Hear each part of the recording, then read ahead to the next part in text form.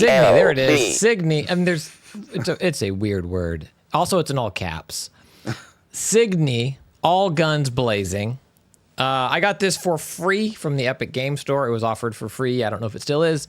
For a time, it's available on other platforms as well. It is a shmup, shoot 'em up, ship, R-type, back in the day style game. This game is incredible. I really, really, really like this game. It is played in the vertical perspective, so unlike some of the other shmups, you're going left to right. Here you are going up and down. So 1942 instead of R-type, right? Correct, but still widescreen. I don't know if it supports super ultra wide or any of that, but still widescreen. Whereas 1942 or oh my gosh, what's that? It's an incredible game. It's Treasure. Did Treasure make it? You flip from black to white. Oh, shmup.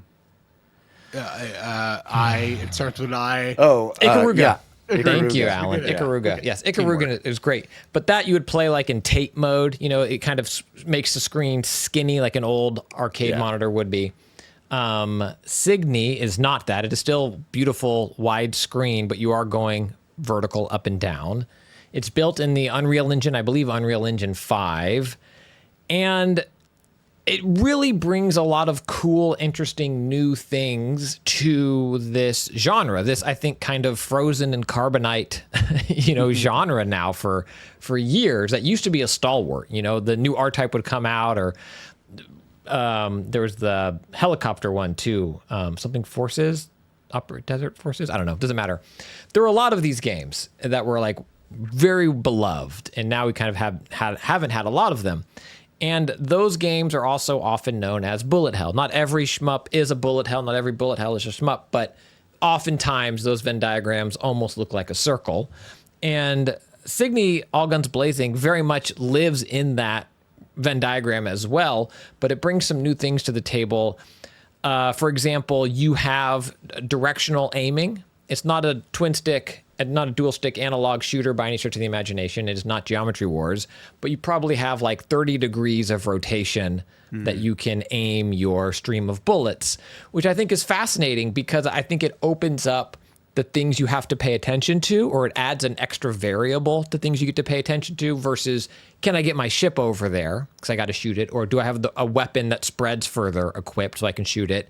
Now you have another tool in your arsenal and how to combat sides of the screen, because again, you're playing in this widescreen landscape. It becomes more important.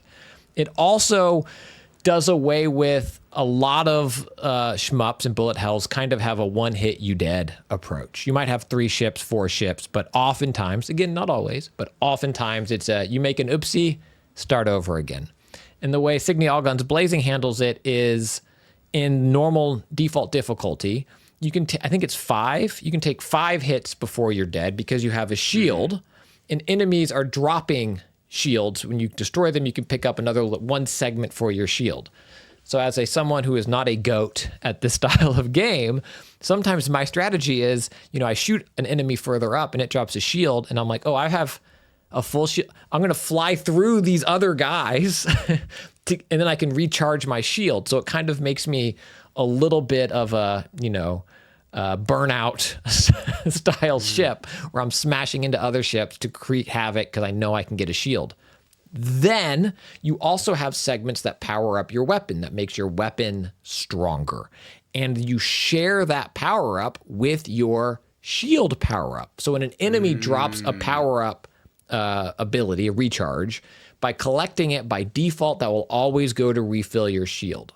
Then, if you want, at any time, you can hit, I believe it's right bumper, takes a shield segment and brings it over to your weapon strength segment. So if you feel like your shield is full, or you see a couple of shield powers that you're going to pick up, you can right bumper a few times, power up your guns as much as possible, and then collect those shield power-ups again and refill your shield. That adds a nice level of strategy in how you approach these things. And then left trigger allows you to attack enemy combatants on the ground. So you have air-to-air bullets, the way most shmups do, but now you have ground attack. So there will be, tanks literally on the ground shooting up at you, and you can only do left trigger or right trigger at a time. oftentimes you have both air and ground enemies attacking you. So you kind of get into this, well, you try to find a rhythm of avoiding all the stuff coming at you on screen, keeping track of where the power-ups are, keeping track of how to keep your shields powered up as much as possible for me, because I'm getting hit a lot. And then also worrying about, am I going to try to take out these ground enemies? Or am I going to focus on the air enemies and try to avoid stuff from the ground? Or do I try to do both at the same time and, for me, be bad at both? Absolutely beautiful. I love some of those old pixel art shmups. I think they look fantastic. I think they hold up. This game running in, I believe it's Unreal Engine 5, in Unreal, with all of the accoutrement going on, the smoke coming up from the battlefield. There's a level where you're this fighter ship, right? And you're flying through, I think you're like flying over a wide river or something like that. So you got like water and mist kicking up. And then there are enemy battleships that are like entering the combat arena quickly. And so the way that plays out on screen is you'll see like a little marking on the screen for where they're going to come. And you got to like veer out of their path, because then it's like a Star Destroyer, zooms by you coming down. So you have to avoid that while you're taking out the TIE fighters, so to speak. Just these really cool kind of epic moments of space combat happening. And in the story mode, it also has these beautiful cutscenes. The story, I don't know what it is. We were peaceful. Then we had power. Now they're enemies. I don't know. Like something happened and now you're shooting everything. I'm not entirely sure. But it looks great. It sounds great. It's tough as nails if you want it to be. I've run through it on easy. I'm working my way through it on normal. And it encourages replaying levels, because you see this unlock screen.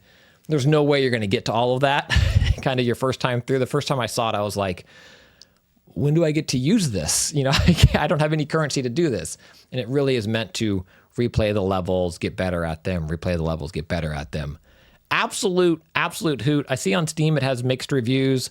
I'm not exactly sure why. Again, I got it from the Epic Game Store. I'm playing on my beefy GP PC. It runs great. It looks great. My only nits about the game would be I don't think it does a great job introducing all of the mechanics to you. There is a tutorial mode you can play, and while stylistically it's very cool because it sets that tutorial mode in a CRT screen, kind of like reproduction, and like your ship looks like a little asteroid ship. It's like very rudimentary, like as if you were doing training on your home ship or something like that. But then you go and play the real game, and it's like, wait, what? There's huge tanks taking up half of that. How do I switch to homing beacons? It kind of felt a little too hard of a ramp up. And then same for the tutorial of how to use your upgrades and how to power up. I feel like that is a little lacking. But man, if you have slept on this genre for a long time, I think the tweaks it makes to it are really smart and inviting. For new players as well, and it does the stuff that I've always loved about the genre really well. Epic, huge boss fights where it looks like they take up the whole screen. I think the only thing the genre has going against it that this game does not solve, and Alex Solman and I talked about this on an episode of Feeling This current season, Season 3, is I think shmups have a hard time resting the core gameplay loop. Like if you don't like what you're doing in the first level, that's all 7 levels. You're always shooting and evading. But if you like that and you get high on that constant stress, CYGNI, All Guns Blazing, I think is a home run. I really enjoyed it, what I've played with it so far. That's awesome. I've been meaning to check this out. I usto love those games. Yeah. And there's one whose name escapes me right now, but that is add an extra into it and you'll be okay. There's one on my car.